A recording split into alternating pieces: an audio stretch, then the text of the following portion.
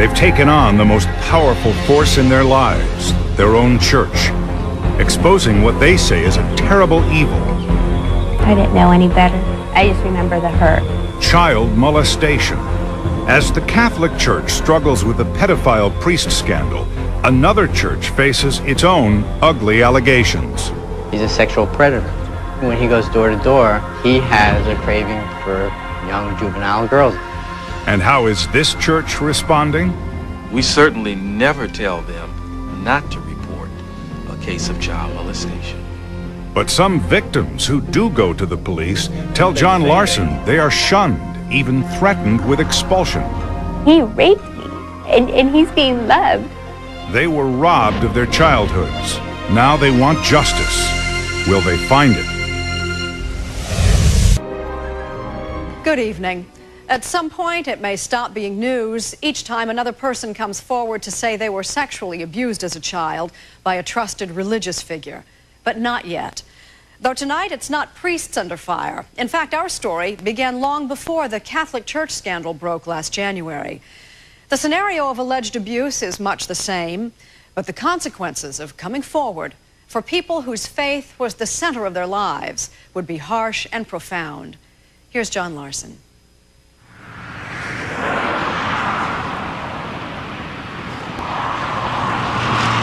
In a small town like Othello, Washington, neighbors are often friends, and friends like family, which makes the story you're about to hear even more painful. Because for Erica Garza, who grew up here, there was no one closer, no one she trusted more than her parents' best friend.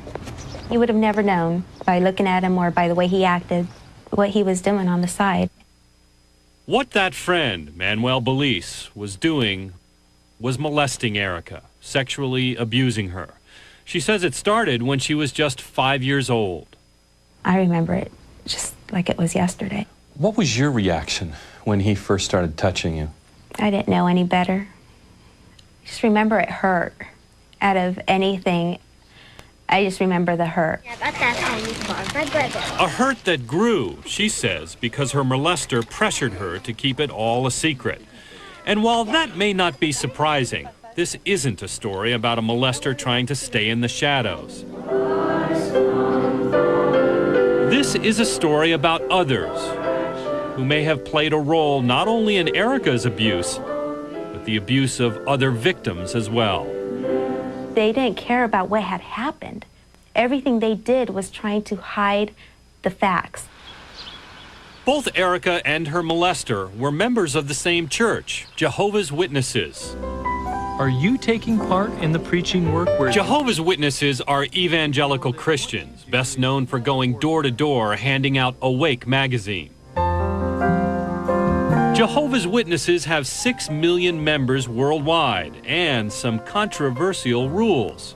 So Jehovah obviously... No birthdays or Christmas, no blood transfusions, no military service, no saluting the flag. Jesus commanded his followers... All of which separates them, sometimes even isolates them from mainstream America. In fact, in the world of Jehovah's Witnesses, anyone outside the church, most of you watching tonight, are considered part of Satan's world, a world which, as depicted in the church's literature, will be destroyed by God. True Jehovah's Witnesses, those who closely follow the church's rules, will survive to live forever on a perfect earth. But now there are accusations that the church, run out of its headquarters in New York called the Watchtower Society, is covering up cases of child molestation, protecting molesters, and keeping secrets that put children at risk. Consider what happened to Erica Garza. By the time she was 16, Erica's family had moved away from Othello to a new home and new Kingdom Hall in California, where one day she found the courage to tell her family her terrible secret. And what did her father, Reuben Garza, do? Report it to the police? No, never mentioned report it to the police. Take care of it in the congregation. Reuben Garza, who was one of the church's lay ministers or elders, says that's precisely what Jehovah's Witness leaders had taught him. And so instead of going to the police, he and his wife Alejandra called the elders back in Othello. But let me say the obvious. I mean, your daughter had been raped. Didn't you think, I gotta go to the cops? That was my first reaction. But as a witness, first you gotta go to the elders when you have a problem. But the elders didn't go to the police either. Why? Well, legally, they didn't have to. Only 16 states require clergy members to report any and all suspected child abuse, and Washington state is not one of them. Instead, church elders opened their own internal investigation. It's one of the things that sets Jehovah's Witnesses apart from most other religious groups. The church has its own judicial system. Whenever a church member is accused of doing something wrong, whether it's breaking a church rule like smoking, committing a sin like adultery, or even committing a crime like rape, the local church appoints a special committee of elders to investigate the charge. Now, if the accused is found guilty, they can be reprimanded or, in worst cases, kicked out of the church, disfellowshipped, potentially cut off from their friends and family, losing their chance, they believe, at everlasting life. For a Jehovah's Witness, there can be no greater punishment. You did your best, baby. Erica Garza expected her molester would, at the very least, be disfellowshipped. But after 5 months of waiting for the church in Othello to act, she got angry and did the unthinkable. So I called my elders and I said, look, I'm taking it to the police. What did they say? Don't. Or else. Or else what? That's what I said. I said, or else what? And he said, just don't. I said, what? I'll be disfellowshipped? If I take it to the police, is that what's going to happen to me? And he said, yes, you will be disfellowshipped. And I was just like, what? You're going to disfellowship me for being raped, yet the guy who raped me is still a Jehovah's Witness? And they said, don't. Don't take it to the police. You will be condemned by God. It was October 1996, and Erica says she finally decided whatever the penalty, she had to go to the police. Following an investigation, Manuel Belize was charged with molestation and rape. And the church? Erica says her California Kingdom Hall not only shunned her, but shunned her family as well. What happened? Was removed as an elder. So they kicked you out? Yes, they did. Erica felt abused, abandoned by her church, and alone. But what she couldn't have known was that it would be 4 more years before another Jehovah's Witness. This time, an elder 2,000 miles away would take a special interest in Erica's case. The elder had uncovered evidence, he says, that there were many more victims like Erica within witness kingdom halls. And now he, too, was about to break with the church and go outside into what witnesses believe is the realm of Satan, the outside world, to expose the church's secrets. You talking to me right now, it's like you're talking to Satan. That's correct. I'm attacking God, is what they've said about me. In the view of the church, sitting down with us right now. Yes. Bill Bowen is a candle maker in Kentucky and a lifelong Jehovah's Witness. It all began, he says, about 2 years ago when he was filing confidential church records at the local Kingdom Hall and stumbled on this letter. It described an admission dating back to the 1980s, a molestation case that he says the church had swept under the rug. About how old was this child that was involved in this case? As I reviewed the material, it appeared to me she was about 11 years of age. And the admitted molester? A man Bowen knew well, a fellow elder who got only a slap on the wrist from the church and was never reported to police. Outraged, Bowen put a message on the internet to see if there were other similar cases. The response, he says, was an avalanche of pain and frustration. These were all Jehovah's Witnesses that had been molested and silenced within the church. Bill Bowen is not saying Jehovah's Witnesses have more molesters than any other religious group. The problem, he says, is how the church handles the cases that come to its attention. Like the case of Daniel Fitzwater, a Jehovah's Witness elder in Nevada. Bowen discovered that according to the church's own internal records, church officials knew of 17 girls who had accused Fitzwater of molesting them. But police say the church never passed that information on to them. Bowen also learned that in New Hampshire, Paul Berry beat and sexually tortured his stepdaughter Holly Brewer from the time she was 4. But Holly's mother says that when she complained to church elders that Barry was beating Holly and her other kids, the elders told her to be a better wife and to pray more. She also says they never informed police as required by state law. The church denies that, saying she never told them of the abuse. Holly later ran away from home and says she disfigured herself with tattoos and piercings in response to the abuse. It started out by me internalizing the pain. It really did. It started by me, I want to mess myself up. I want to make myself look as ugly as I can. I don't want any guys to hit on me. I don't want to be attractive to people. Both Paul Barry in New Hampshire and Daniel Fitzwater in Nevada ultimately were convicted of sexual crimes and are now in prison. But Bill Bowen says many others in the church accused of sexual abuse have never been reported to police.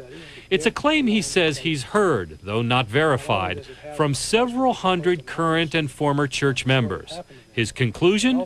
Disturbing, to say the least. It's a pedophile paradise within the organization. I believe that. What's the danger that you've been consumed by this to the point that you've blown it all out of proportion? I mean, pedophile paradise? Come on. I believe it with all my heart. There is a massive problem in the organization. But Bill Bowen is just one man in one congregation in Kentucky. This woman, Barbara Anderson, worked for a decade inside Jehovah's Witness headquarters.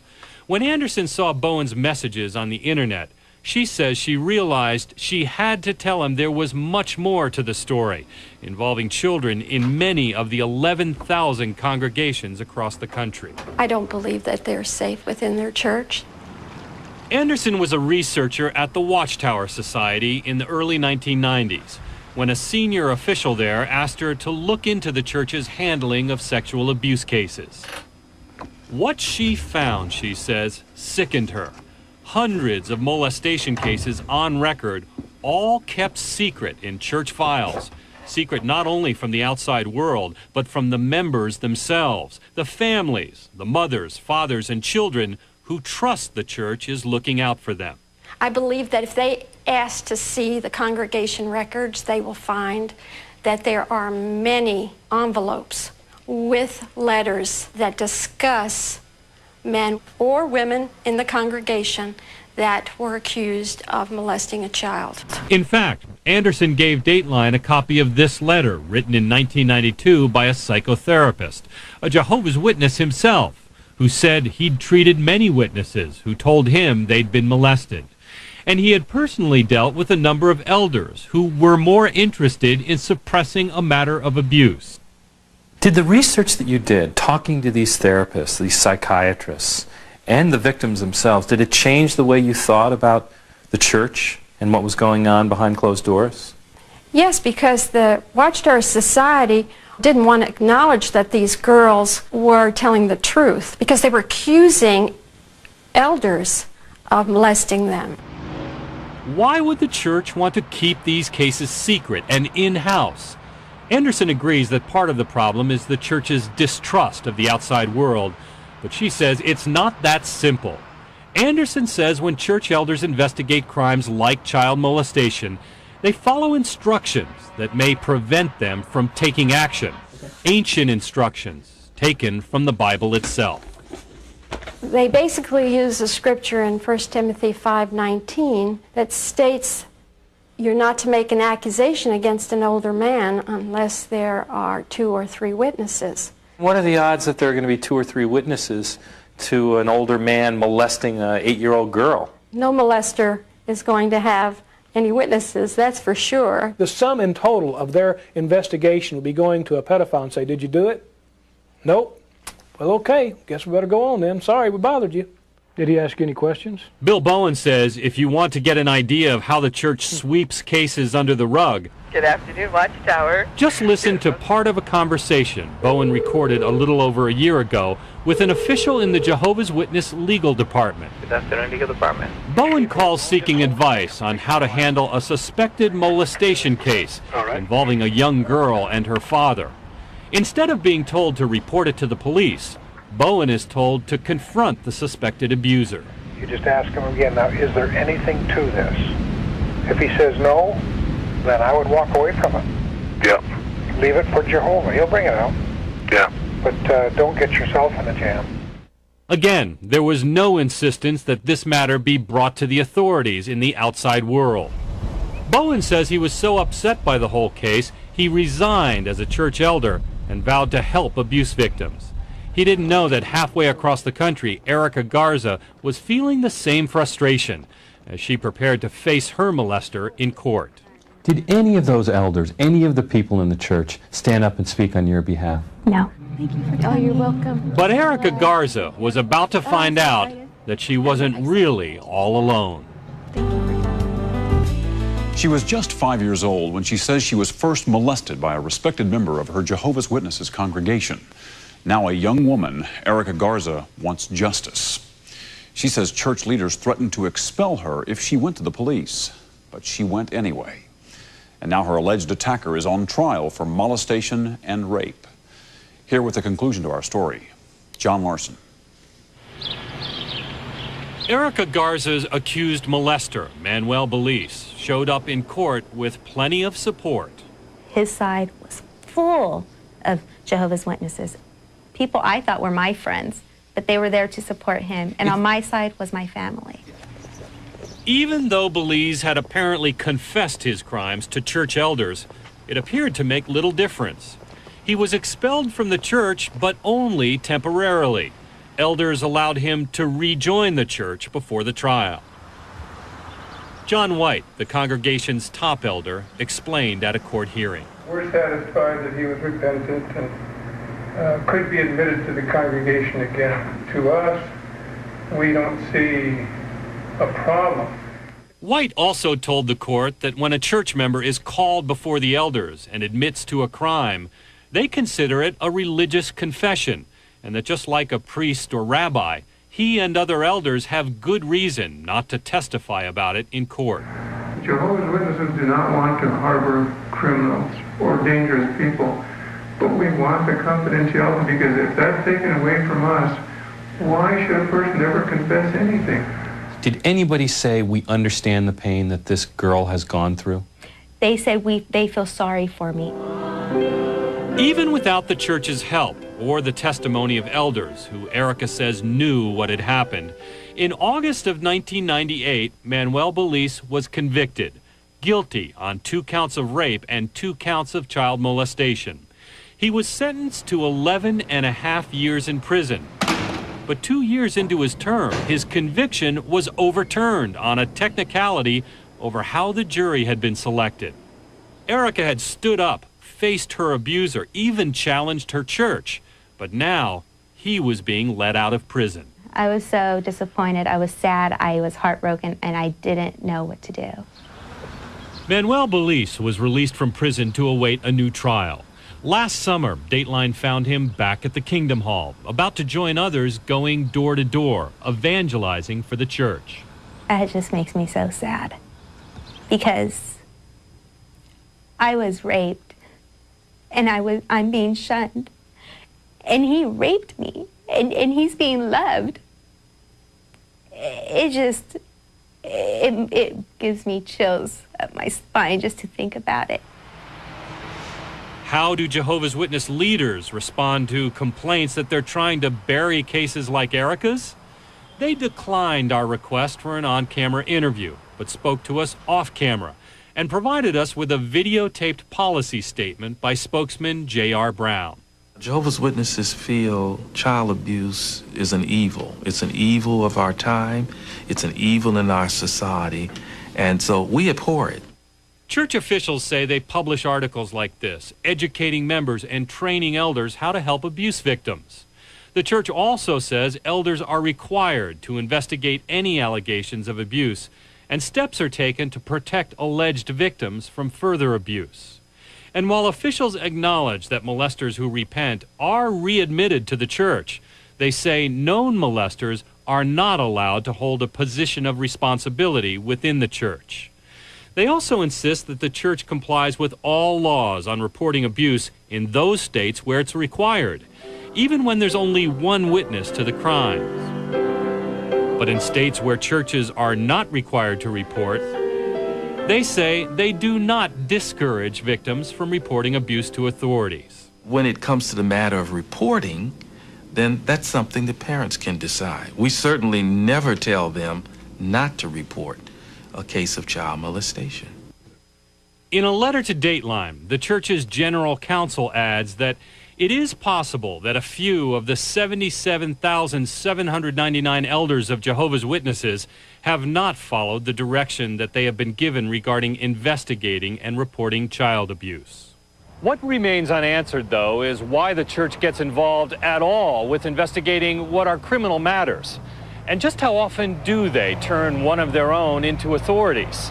We asked the church for some examples, proof that they're as tough as they say they are on members who abuse children. The church waited 6 months, but finally offered us 2 cases. And right away, we noticed something.